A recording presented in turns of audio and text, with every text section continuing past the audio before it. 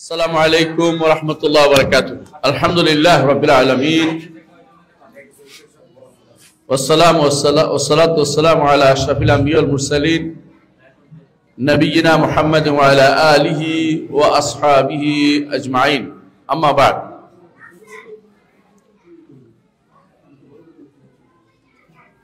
اقرأ باسم ربك الذي خلق. الحمد لله। আজকে রামগঞ্জের Islamic cultural academy, এখানে আলহামদুলিল্লাহ আমরা আমাদের দ্বীনী ভাইদের সাথে কোরআন এবং সুন্নাহকে যারা ভালোবাসে, শিরককে যারা অপছন্দ করে, বিদআতকে যারা পরিত্যাগ করে, নিজেদের অনাগত ভবিষ্যৎ প্রজন্মকে যারা দ্বীনের উপর বড় করতে চায়, এমন একটি গোষ্ঠীর সাথে আল্লাহ তাআলা আমাকে আসার তৌফিক দিয়েছেন বলে আলহামদুলিল্লাহ। কথা বলা যাবে না, আপনাদের পাশের বাচ্চাদেরকে বন্ধ করান। আমরা কথা বলি, বাচ্চাদেরকে বলেন আমাদের কথা শুনতে, প্রত্যেকে বলেন একটু কথা বলা যাবে না, কথা বললে বের করে দিবে বলেন, ভয় দেখেন একটু, কারণ বাচ্চারা কথা নিয়ন্ত্রণ করা শিখুক। যেটা বলছিলাম, আমরা এই ব্যাপারে দ্বিমত নাই যে আমরা ইলম অর্জন করতে চাই। ইলম কেন অর্জন করতে হবে? ইলম অর্জন করতে হবে তিনটি কারণে। এক নম্বর হচ্ছে নিজের থেকে মূর্খতা দূর করা, দ্বিতীয় হচ্ছে অন্যের থেকে মূর্খতা দূর করা, আর তিন নম্বর হচ্ছে আল্লাহর পথে বিশুদ্ধভাবে পরিচালিত হওয়া। এই তিনটির মধ্যে ইলম ছাড়া কোনো ব্যক্তি সামনে এগিয়ে যেতে পারে না। তিনটি প্রত্যেকটা ইলমের মাধ্যমে অর্জিত হয়।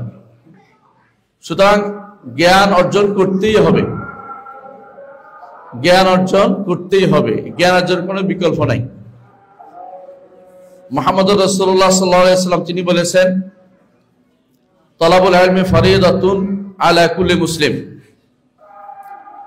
প্রত্যেকটি মুসলিমের উপরে জ্ঞান অর্জন করা ফরজ।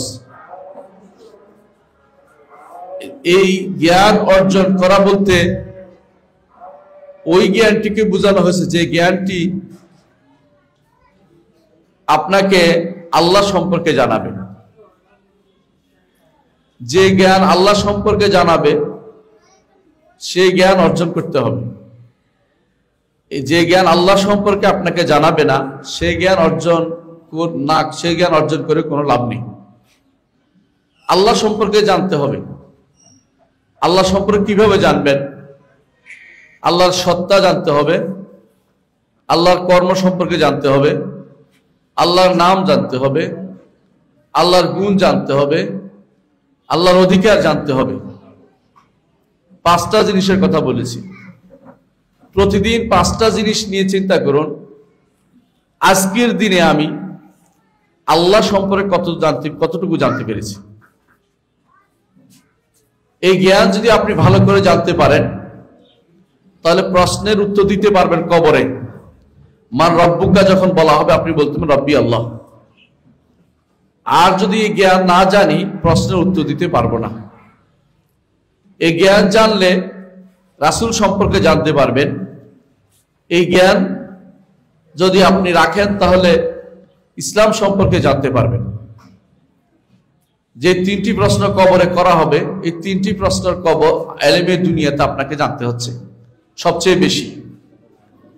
এই জ্ঞান আপনাকে জানাবে। জ্ঞান অর্জন করলে যে জ্ঞান অর্জন করা ফরজ, তা হচ্ছে আপনার রবের প্রতি আপনার কি করণীয় রয়েছে। আপনার রবের প্রতি আপনার কি করণীয় রয়েছে, এই জ্ঞান আপনাকে জানাবে। মৃত্যুর পরে আপনার জীবন, যে জীবন চিরস্থায়ী, ওই জীবনের জন্য আপনি কি সংগ্রহ করেছেন। যে জীবনের কোনো শেষ হবে না, ওই জীবনের জন্য আপনি কি পাথেয় পাঠিয়েছেন, যে জ্ঞান আপনাকে জানাবে। এই জ্ঞানটাই আমাকে অর্জন করতে হবে, ওই জ্ঞানটাই ফরজ করা হয়েছে। মানুষের জ্ঞান, মানুষ বিভিন্ন রকমের জ্ঞান অর্জন করে। দুনিয়ার জ্ঞান আছে, আমি অস্বীকার করছি না। আপনি ডাক্তারি বিদ্যা শিখবেন, আপনি ইঞ্জিনিয়ার হবেন, আপনি কম্পিউটার ম্যান হবেন, আপনি জগৎ বিখ্যাত একজন প্রকৌশলী হবেন, এসব কিন্তু নিয়তের কারণে হয় সব। আর এমন একটা জ্ঞান আছে যে জ্ঞানটা নিয়ত বাদেই সব হচ্ছে। কথা বুঝেন না? বোঝেন? একটা জ্ঞান আছে যদি কোনোদিন সেটা নিয়ত করে কাজে লাগে তাহলে সব হবে। ডাক্তারি বিদ্যা শিখছেন, যদি কোনোদিন ডাক্তারি বিদ্যা কাজে লাগাতে পারেন, গরিবদেরকে দেখাশোনা করেন, সেটা আপনার কাজে লাগবে, সব হবে। ডাক্তারি বিদ্যা শিখছেন, দুনিয়া নিয়ত করতে পারবেন আপনি যে দুনিয়ার টাকা অর্জন করবে, এটা হারাম হবে না, গুনাহ হবে না। কিন্তু এমন একটা ইলম আছে যে ইলমটা শুধু আখিরাতের জন্য আপনাকে শিখতে হবে। মুহাম্মদ রাসূলুল্লাহ সাল্লাল্লাহু আলাইহি ওয়াসাল্লাম বলেছেন, মান তালাবা ইলমান ইবতাগা বিহি ওয়াজহুল্লাহ, যে কেউ এমন কোন ইলম অর্জন করবে যে ইলমটা আল্লাহ তাআলার চেহারা দেখার নিয়তে কেউ শিখেছে। আল্লাহর চেহারা দেখবার আশা আমরা সবাই করি, যে জান্নাত থেকে আল্লাহর চেহারা দেখব, দেখতে চাই না? আমরা সবাই দেখতে চাই, আল্লাহর চেহারা দেখতে চাই। যদি কেউ দুনিয়ার কোন উদ্দেশ্যে ইলমটা শিখে, মুহাম্মদ রাসূলুল্লাহ সাল্লাল্লাহু আলাইহি ওয়াসাল্লাম বলেছেন, সে জান্নাতের সুগন্ধিও পাবে না। কিন্তু দুনিয়ার ইলম শিখলে আপনার জান্নাত কিন্তু বাধা পড়ছে না। পার্থক্য একটু বিশাল। আপনার এই সন্তানদের মাঝে প্রথম আপনাকে একটা জিনিস ঢুকিয়ে দিতে হবে, এইটা দ্বীনি ইলম। এই জিনিসটা অর্জন করতেই হবে তোমার আখিরাতের জন্য, আমার আখিরাতের জন্য, এবং আশেপাশের মানুষ যারা আছে তোমার আশেপাশে সবাইকে দ্বীনমুখী করার জন্য এই ইলমটা তোমাকে শিখতে হবে। এই ইলম যদি কোনো নিয়ত আপনার অশুদ্ধ থাকে, ইলম এমন এক পর্যায়ে আপনাকে নিয়ে যাবে, একসময় আপনার নিয়তটা শুদ্ধ করে দিবে। এই জন্য সালফে সালেহিন বলতেন, তালাবনা ইলমা লিগাইরিল্লাহ ফাআবাল ইলমু ইল্লা ইয়াকুনা লিল্লাহ। ইলম অর্জন করেছিলাম, নিয়ত ছিল না, ইলম আমাকে নিয়তটা শুদ্ধ করে দিয়েছে। দ্বীনি ইলম অর্জন করার মূল উদ্দেশ্য হচ্ছে আপনি আল্লাহ সম্পর্কে জানবেন, রাসূল সম্পর্কে জানবেন, ইসলাম সম্পর্কে জানবেন। এটাই হচ্ছে দ্বীনি ইলমের মূল। দ্বীনি ইলম অর্জন করাই হচ্ছে ফরজ, এবং এইটা অর্জন করলে আপনার সন্তান রাস্তা দিয়ে হেঁটে যাবে, ফেরেশতা ডানা বিছিয়ে রাখবে,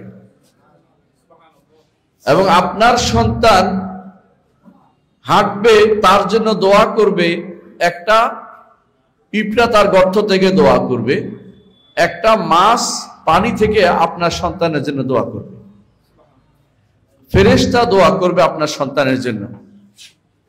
ফেরেশতারা আপনার সন্তানের জন্য দোয়া করবে, আপনার সন্তানের উস্তাদের জন্য দোয়া করবে। মুআল্লিমুন নাস আল খায়র, যে ইলমটা অর্জন করলে আপনি হবেন শ্রেষ্ঠ, আপনার সন্তানের উস্তাদরা হবে শ্রেষ্ঠ। যে ইলমটা অর্জন করলে আপনি কোনোদিন ঠকবেন না, আপনি মরেও অমর হবেন। যে ইলমটা অর্জন করলে আপনার সদাকা জারিয়া হবে। যে ইলমটা অর্জন করলে আখিরাতে আপনার মর্যাদা সেখানে নির্ধারিত হবে যেখানে আপনার কোরআন পাঠ শেষ হবে। যে ইলমটা অর্জন করলে আল্লাহ তাআলা ওয়াদা করেছেন যে আল্লাহ তাআলা ইয়ারফাইল্লাহুল্লাযিনা আমানু ওয়াল্লাযিনা উতুল ইলমা মিনকুম দারাজাত, যে তাদেরকে মর্যাদায় বৃদ্ধি করাবেন, আল্লাহ তাআলা ঘোষণা করেছেন। এই ইলমটা হচ্ছে এই কোরআনের ইলম। এটুকু এই কোরআনের ইলমের যে মাদ্রাসাগুলো আছে, এগুলির পিছনে যদি কোনো আপনি সময় দেন, আপনার কোনো লস নেই। যেই সময়টা দিবেন এটা আল্লাহর রাস্তায় হয়ে যাবে। যে ইলমটা অর্জন করলে আপনার সন্তানরা আল্লাহর রাস্তায় জিহাদের সওয়াব পাবে। যে ইলমটা অর্জন করলে আপনাকে আল্লাহ তাআলা হাশরের মাঠে সাক্ষীদের কাতারে রাখবে। কোরআনে কারীম আল্লাহ তাআলা বলছেন, শাহিদাল্লাহু আন্নাহু লা ইলাহা ইল্লাহু ওয়াল মালায়েকাতু ওয়া উলুল ইলমি কায়িমান বিল কিসত। ফেরেশতাদের কাতারে আপনার মর্যাদা নির্ধারিত হচ্ছে। এই ইলমটা হচ্ছে দ্বীনি ইলম। দ্বীনি ইলম অর্জন করলে, আপনার সন্তানের পিছনে আপনি ব্যয় করলে, এটা হবে শ্রেষ্ঠ ইনভেস্ট। আপনার সন্তান যদি সূরা ফাতিহা শিখতে পারে আপনার থেকে, তাহলে যতদিন সে সালাত আদায় করবে আপনার কবরে সেটা সওয়াব পৌঁছে থাকবে। আপনার সন্তানকে আপনি যদি কোনো কোরআন এবং হাদিস শিক্ষা দেন, দুনিয়ার চাকরি না পেলেও আপনি কোনোদিন ক্ষতিগ্রস্ত হবেন না, আপনি শুধু লাভবান হতে থাকবেন। এই ইলমটা অর্জনের জন্য যে মাদ্রাসাগুলো আছে সেগুলিকে প্যাট্রোনাইজ করলে আপনার প্রত্যেকটা কাজ হবে, সেটার কথা আল্লাহ তাআলা বলেছেন, যালিকা বিআন্নাহুম লা ইউসিবুহুম যামআউন ওয়ালা মাখমাসাতুন ফি সাবিলিল্লাহ ওয়ালা ইয়াতাউনা মা তায়াগিজুল কুফার ওয়ালা ইয়ানালুনা মিন আদুবিন নাইলান ইল্লা কুতিবা লাহুম বিআমালিন সালিহ। নেক আমল হিসেবে লেখা হবে, আপনার প্রত্যেকটা কাজ নেক আমল হিসেবে লেখা হচ্ছে। আপনি নিজে শিখতে পারেননি, কিন্তু আপনার সন্তানকে যখন শিক্ষা দিতে যাচ্ছেন, আপনার কিছু করণীয় আছে। আপনার সন্তানকে শিক্ষা দিতে গেলে নিজেও মুত্তাকি হতে হবে, নিজেও উত্তম চরিত্রের অধিকারী হতে হবে, নিজেও ইলম অর্জনের ক্ষেত্রে নিজ চেষ্টা চালিয়ে যেতে হবে। নিজেও আপনার ছেলের কোরআন শুনলে, সে পড়তেছে, আপনি শুনলেন তার থেকে বাসায়, আপনি সওয়াবের অধিকারের। নবী সাল্লাল্লাহু আলাইহি ওয়াসাল্লাম কোরআন শুনতেন, সাহাবী পড়তো, নবী শুনতেন। আপনি মুহাম্মদুর রাসূলুল্লাহ সাল্লাল্লাহু আলাইহি ওয়াসাল্লামের কাজটি করলেন, তিনি শোনার কাজটি করতেন, আপনি শোনার কাজটি করলেন। আপনার সন্তান এই পর্যায়ে যদি তাদেরকে আপনি নিতে পারেন, যেই পর্যায়ে নিলে আল্লাহ তাআলা আখিরাতে আপনাকে সম্মানিত করবেন, আপনাকে দুটি হুল্লা পরাবেন, দুটি কাপড় পরাবেন, সহিহ হাদিসে প্রমাণিত। হাসরের মাঠে বলা হবে, কেন? তোমার সন্তানের জন্য তোমাকে এই কাপড়গুলি পরিয়ে দেওয়া হচ্ছে। সুতরাং আপনার সন্তানের পিছনে ব্যয় করা হচ্ছে শ্রেষ্ঠ সময় ব্যয় করা। আপনার সন্তানকে সকালবেলা আপনি ঘর থেকে অন্য সব বাদ দিয়ে মক্তবের জন্য, মাদ্রাসার জন্য, দ্বীনি শিক্ষার জন্য পাঠাচ্ছেন, প্রথম কাজটাই আপনার দ্বীনের ভালো, প্রথম কাজটাই আপনি ভালো করেছেন। সারাদিন টেনশনে আছেন কখন আমার ছেলেটা আসবে, এই টেনশনটাও দ্বীনের জন্য হচ্ছে, অন্য কোনো উদ্দেশ্য নেই। আপনাদের সন্তানদের দুমুখী শিক্ষা দরকার। একদিকে হচ্ছে অভিভাবকদেরও শিক্ষা দরকার, আরেকদিকে হচ্ছে টিচারদেরও শিক্ষা দরকার। দুদিকের শিক্ষা যদি পূর্ণতা পায়, সন্তানরা সে শিক্ষা দিয়ে কাজে লাগাতে পারে। মনে রাখবেন, সন্তানদেরকে আপনাদেরকে শিক্ষা দিতে হবে, তবে সন্তানদেরকে শিক্ষা দেওয়ার সময় আপনার নিয়তটা পরিষ্কার রাখতে হবে। অভিভাবকদের বলছি, আপনার সন্তান চাকরি করে খাওয়াবে, ওই আশাটা বন্ধ করে দেন, ওই আশাটা বন্ধ করে দেন। চাকরি করবে সে, আল্লাহ তাআলা রিজিকের ব্যবস্থা সবারই করেছে। ওমা মিন দাব্বাতিন ফিল আরদি ইল্লা আলাল্লাহি রিজকুহা, জমিনের বুকে বিচরণশীল এমন কোন প্রাণী নেই যার রিজিক আল্লাহর কাছে নেই। সবাইকে আল্লাহ রিজিক দিবেন, আপনি শুধু আল্লাহর জন্য চিন্তা করেন। আল্লাহর জন্য চিন্তা করলে আল্লাহ তার জন্য সবকিছুর ব্যবস্থাপনা করে দিবেন। ওমাই ইয়াতাওয়াক্কাল আলাল্লাহি ফাহুয়া হাসবু, যে কেউ আল্লাহর জন্য, আল্লাহর উপর তাওয়াক্কুল করবে, আল্লাহ তার জন্য যথেষ্ট হয়ে যাবে। আপনার সন্তানকে আপনি শিক্ষা দিবেন এই জন্য যে এরা আল্লাহর দ্বীনের বাহক হবে, এদের দ্বারা ভবিষ্যতে যত মানুষ উপকৃত হবে তত মানুষের সওয়াব আমি কবরে বসে পেতে থাকব, তত মানুষের সওয়াব আমি কবরে বসে থাকব। একজন মা যখন তার সন্তানকে দ্বীনের জন্য প্রস্তুত করে, এই মা হচ্ছে শ্রেষ্ঠ মা, এই মা হচ্ছেন শ্রেষ্ঠ মা। কারণ তিনি মরে গেলেও তার আমলনামা বন্ধ হবে না, মরে গেলেও তার আমলনামা চালু থাকবে। সুতরাং শ্রেষ্ঠ কাজ হচ্ছে দুনিয়ার বুকে প্রথম এবং শ্রেষ্ঠ কাজ হচ্ছে দ্বীনি ইলম অর্জন করা। আপনারা জানেন যে আল্লাহ তাআলা কোরআনে কারীম বলেছেন ফালাম আন্নাহু লা ইলাহা ইল্লাল্লাহ, আগে বলছে জানতে, আন্নাহু লা ইলাহা ইল্লাল্লাহ, আল্লাহ ব্যতীত আর কোনো ইলাহ নেই, সত্য ইলাহ নেই। আগে জানতে বলছে, অর্থটা জানা হচ্ছে, আল্লাহ সম্পর্কে জানা হচ্ছে জীবনের প্রথম কর্তব্য। অন্য কোনো কর্তব্য এত বড় নাই। আল্লাহ সম্পর্কে যদি জানতে পারেন, এই কর্তব্য আপনি যথাযথ পূরণ করতে পারলেন। আমাদের এই প্রতিষ্ঠানগুলো আপনাকে আল্লাহ সম্পর্কে জানাবে। এই প্রতিষ্ঠানগুলো আপনাকে জানাবে আল্লাহর তাওহীদুল রুবুবিয়্যাহ সম্পর্কে জানাবে। রুবুবিয়্যাহ মানে বুঝাতে চাচ্ছি আল্লাহকে স্রষ্টা মানা, তিনিই আপনার মালিক এই ঘোষণা দেয়া, এবং তিনি আপনার সবকিছু পরিচালনা করে এই ঘোষণা দেয়। এই তিনটি জিনিসকে রুবুবিয়্যাত বলে। আপনার সন্তান তিনটি জিনিস জানবে প্রথমে, তারপর আল্লাহ সম্পর্কে জানবে যে তার নাম আছে, গুণ আছে, সেগুলো দিয়ে আল্লাহকে ডাকবে এবং একমাত্র আল্লাহর ইবাদত করবে। এই তিনটি মিলেই হচ্ছে ঈমান, এই তিনটি মিলে হচ্ছে তাওহীদ। এগুলির কোনোটাতে কোনো বাদ যেন না পড়ে, এগুলি আপনার খেয়াল রাখতে হবে।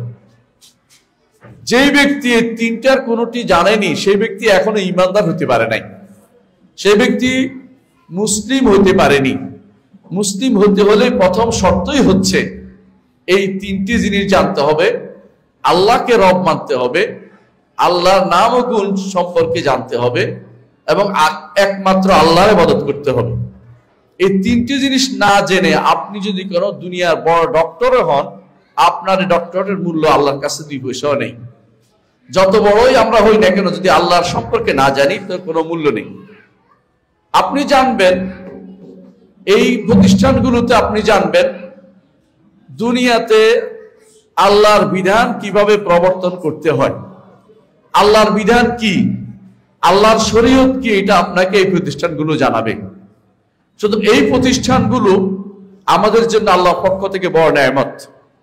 আমি আজকে আসতে আসতে দেখে আসছি, আলহামদুলিল্লাহ, আমি আশা করি যে সারা বাংলাদেশে এই প্রতিষ্ঠানগুলো যতগুলো আছে, ধীরে ধীরে এগুলির মাধ্যমে আগের যে একটা বড় ধরনের ধোঁয়াশা ছিল, আমাদের সন্তানরা বিশাল সময় পার করত, কিন্তু তারা সালাত আদায় করতেও জানতো না। আমি একটা ঘটনা বলি। উত্তরাতে একজন মানুষ মারা গেছে, তিনি বিদেশ থেকে আসছেন, তার ছেলে আসছে। তো সন্তান এসে দাঁড়াইছে কবর, সাধারণত খাটের কাছে দাঁড়ায়, বলে যে আমার বাবা কিছু পাইলে আপনার আমি দিব, এটা বলতে গেছে। এখন লোকটা কাঁদতেছে।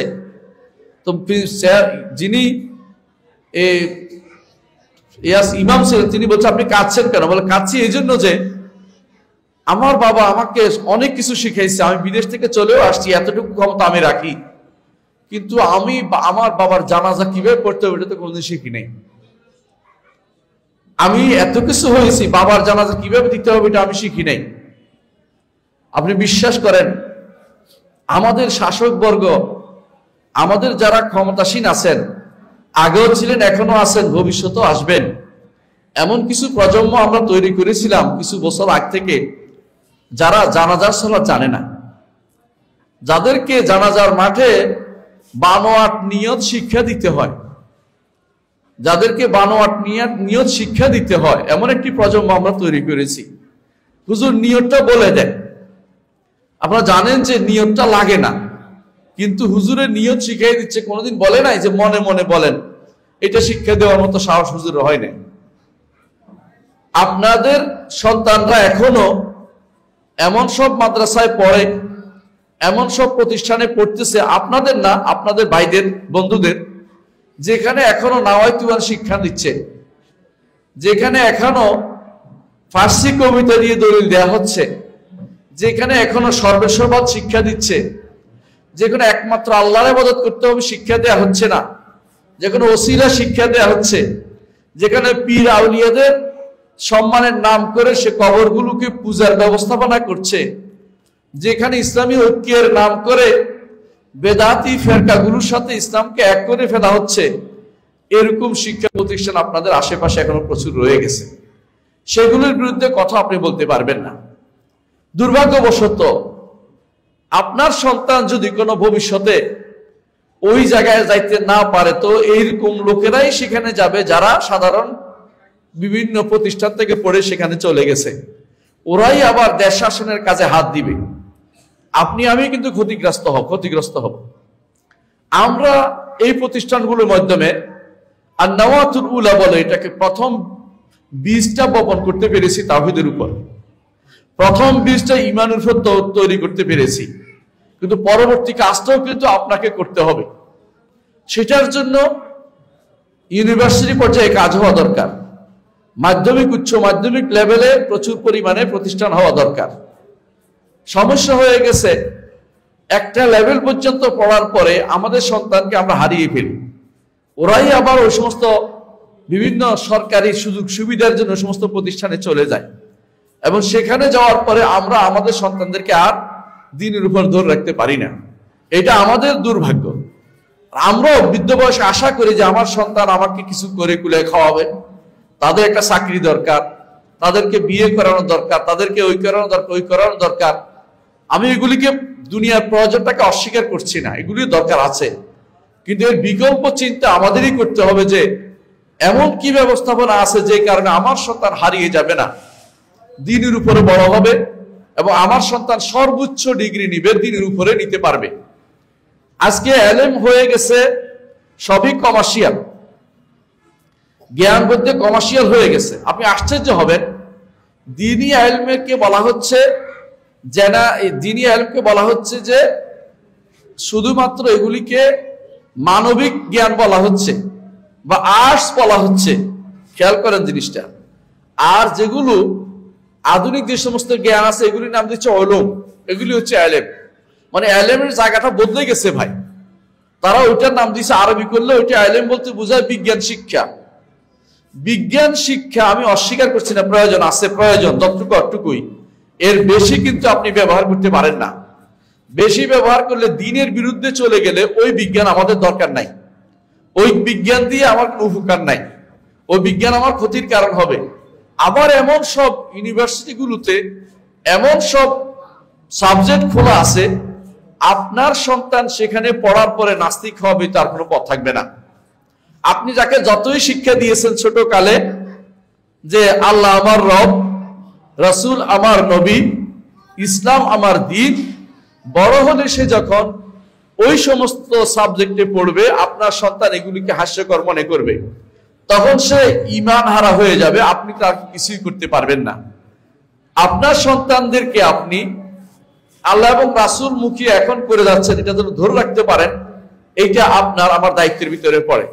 সন্তানদের অন্তরের ভিতরে যে কোনো মূল্যে ঈমানটাকে মজবুত রাখতে হবে, আমলে সালের মধ্যে তাদেরকে বড় করতে হবে। এইটা মাথায় রাখতে হবে যে সালাত পরিত্যাগ করলে ঈমানদার থাকে না, এই জিনিসটা আপনার সন্তানের মাথায় রাখতে হবে। এবং সালাতের অর্থ বুঝাতে হবে, সালাত বলতে তারা কি বুঝে, কি নিয়ে তারা কেন তারা সালাত আদায় করবে, এটা তাদেরকে জানতে হবে। এই প্রতিষ্ঠানগুলো সেই কাজটা করে যাচ্ছে। বাংলাদেশের বিভিন্ন জায়গাতে এই প্রতিষ্ঠানগুলো হচ্ছে, অনেকগুলো প্রতিষ্ঠান হচ্ছে, বিভিন্ন নামে হচ্ছে। কেউ সালাফি প্রতিষ্ঠান নাম দিয়েছে, কেউ কালচারাল একাডেমি নাম দিয়েছে, কেউ সাহাবায়ে কেরামের নামে নাম দিচ্ছে, বিভিন্ন সাহাবায়ে কেরামের নামে বিভিন্ন, কেউ হানজালা রাদিয়াল্লাহু আনহু মসজিদ নাম দিছে, কেউ আবু বকর নাম দিছে, কেউ আয়েশা রাদিয়াল্লাহু মসজিদ নাম মাদ্রাসা নাম দিছে। এগুলি কিন্তু আমাদের মূল সম্পদ, এগুলিকে কখনো নেগলেক্ট করা চলবে না। আপনারা ভালো করে জানেন যে সমস্ত কারণে ঈমান নষ্ট হয়ে যায় এগুলির মধ্যে একটা হচ্ছে দ্বীনের প্রতি অবজ্ঞা পোষণ করা। আমাদের একটা বিশাল সমাজ আছে এখন, যাদের হাতে বিভিন্ন রকমের ক্ষমতা আছে, এরা বেশিরভাগই দ্বীনকে নেগলেক্ট মনে করে, দ্বীনকে তারা অবজ্ঞা করে বেড়ায়। তাদের সন্তানকে দ্বীনে পড়ায় না, তাদের সন্তানকে দ্বীন পড়ায় না, তাদের সন্তানকে তারা দ্বীন বিমুখ করে রেখেছে, তাদের সন্তানকে তারা দ্বীন পড়ায় না, বরং দ্বীন যেন না পড়াইতে পারে সেই ব্যবস্থা নেওয়ার জন্য তারা সবসময় প্রস্তুত থাকে। এমন অনেক গোষ্ঠী বের হয়েছে যারা ছোটখাটো প্রতিষ্ঠানগুলো বন্ধ করার চেষ্টায় থাকে। কেন? এগুলির কারণে তাদের পরিকল্পনা সব ভণ্ডুল হয়ে গেছে। একটা বিশাল সময় পর্যন্ত আপনারা দেখেছেন প্রশিকা বিভিন্ন প্রতিষ্ঠান খুলেছে, আবার দেখছেন আপনারা ব্রাক বিভিন্ন প্রতিষ্ঠান খুলেছে, এরা এগুলির মাধ্যমে কিন্তু আপনার সন্তানকে দিন থেকে বিমুখ করেছে। আলহামদুলিল্লাহ, আল্লাহর রহমতে আপনাদের মধ্যে আল্লাহ তাআলা দ্বীনের চেতনা দিয়েছে। দ্বীনকে মানার জন্য আল্লাহ তাআলা আপনাদেরকে বিভিন্ন রকমের উন্মেষ আপনাদের মধ্যে আল্লাহ তাআলা দিয়েছেন। সেজন্য আপনারা ওই সমস্ত প্রতিষ্ঠানের সন্তান পড়াতে দেন না। যদিও তারা টাকা দেয়, যদিও তারা খাবার দেয়, যদিও তারা নাস্তার ব্যবস্থা করে, তারপর আপনার ওখানে দেন না কেন? আপনি চান না আপনার সন্তান বদ্দিন হোক, আপনার সন্তান শরিয়া বিরোধী হোক, সেটা চান না। আমি অনুরোধ জানাবো, যারা আজ আমাদের এই মাদ্রাসাগুলির বিরোধিতা করছে, একটা গোষ্ঠী করবে মনে মনে করে সিদ্ধান্ত নিয়ে নিচ্ছে, তারা আপনাদের প্রতিষ্ঠানগুলোকে ইসলামিক বানিয়ে ফেলুন। আপনাদের প্রতিষ্ঠানগুলোতে ছাত্ররা যাবে, এখানে আর কারো কষ্ট করা লাগবে না। আপনারা সেটা করতে চান না, এই জন্যই তো প্রতিষ্ঠানটা করতে হয়েছে। এই প্রতিষ্ঠানগুলো তো আমাদের করার কথা ছিল না, এগুলো রাষ্ট্রের পুরোপুরি রাষ্ট্রের পৃষ্ঠপোষকতা হওয়ার কথা ছিল। কিন্তু রাষ্ট্র যাদের পৃষ্ঠপোষকতা করে তারা তো দিনের পৃষ্ঠপোষকতা করে না। বাধ্য হয়ে মানুষ একটা বিশাল গোষ্ঠীর সাথে আপনারা বিশাল গোষ্ঠীর ইমানের সাথে, বিশাল গোষ্ঠীর আমলের সাথে, বিশাল গোষ্ঠীর চেতনার সাথে আপনারা প্রতারণা করেছেন। বিশাল গোষ্ঠী কি চায় আপনারা বুঝার চেষ্টা করেননি। বিশাল গোষ্ঠী চায় ইমান, ইসলাম, আপনিও সেরকম পরিবর্তন হন, কিন্তু আপনি সেটা চাচ্ছেন না। আপনি জোর করে পরিবর্তন করাতে চাচ্ছেন, মানুষ আপনাদের সেই জোর করে পরিবর্তন গ্রহণ করবে না। মানুষ বৈষম্য বিরোধী হয়েছে আপনার বৈষম্য গ্রহণ করার জন্য নয়, তাদের দ্বীনের বিরুদ্ধে বৈষম্য, এই জন্য তারা মেনে নিবে না। ইসলামের দৃষ্টিতে 5টি বড় বিষয় ইসলাম দিয়েছে, যে 5টি জিনিসের হেফাজত ইসলাম এসেছে। একটা হচ্ছে দ্বীনের হেফাজত। দ্বীনের হেফাজতের জন্য ইসলাম এসেছে। দ্বীন অর্থাৎ ইসলামের 5টি মৌলিক জিনিস হচ্ছে যে কোনো মূল্যে দ্বীনের হেফাজত করতে হবে। আল্লাহর দ্বীনের হেফাজতের বিরোধী কিছু হলে মানুষ ঠিকই ঘর থেকে বেরিয়ে যাবে এবং সেটাকে চেষ্টা করবে যে কোনো মূল্যে প্রতিহত করতে। এটা মানুষের অধিকার, কারণ এটা আল্লাহ তাআলা এই নির্দেশনা দিয়েছেন যে কেউ আল্লাহর দ্বীনের বিরুদ্ধে চললে সেটাকে যেন প্রতিহত করা হয়। দ্বিতীয় অধিকার হচ্ছে মানুষের, যেটা শরীয়ত বলেছে এটাকে বাস্তবায়ন করে, তা হচ্ছে মানুষের জান ও মালের অধিকার।